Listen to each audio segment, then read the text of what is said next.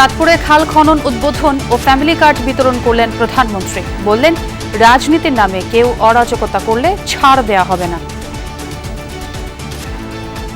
দেশের মানুষ চায় দেশের শান্তি।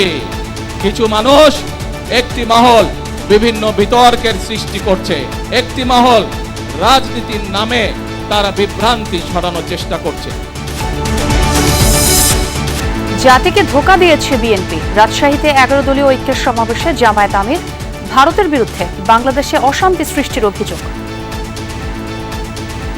সেখানে শুধু মুসলিম নামের পরিচয় মানুষকে নাজেহাল করা হচ্ছে। এই বাংলাদেশের দিকে চোখ রাঙাবেন না, হুমকি ধমকি দিবেন না। আমরা চাই আমরাও শান্তিতে থাকি, আমরা চাই আপনারাও শান্তিতে থাকুন। ঐতিহাসিক ফারাক্কা লং মার্চ দিবসে বিএনপির আলোচনা সভা। মির্জা ফখরুল বললেন, বাংলাদেশ ভারত সুসম্পর্ক নির্ভর করছে ফারাক্কা চুক্তির ওপর। সন্ত্রাসী রুবেল গ্রুপের নিয়ন্ত্রণে মহাখালীর হাসপাতাল পাড়া। টেন্ডার আর আধিপত্য ধরে রাখতে হত্যা, হামলা। স্বাস্থ্যের এডিজিও পেয়েছেন হুমকি।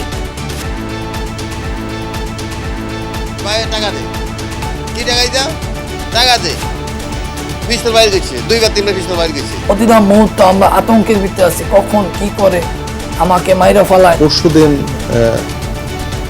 আমার জীবন নাশের হুমকি দিয়ে আমার নামে একটা চিঠি আসছে। হামে আজ আরও 2 শিশুর মৃত্যু। বিশেষজ্ঞরা বলছেন, বিস্তার রোধ ও সুচিকিৎসা নিশ্চিত করা গেলে 1 সপ্তাহের সংকট মোকাবেলা সম্ভব। প্রিমিয়ার ব্যাংকের জালিয়াতির কারণে বিপাকে 26 উদ্যোক্তা। ভুয়া এলসির মাধ্যমে শত শত কোটি টাকা ঋণের বোঝা চাপিয়ে দেওয়ার অভিযোগ।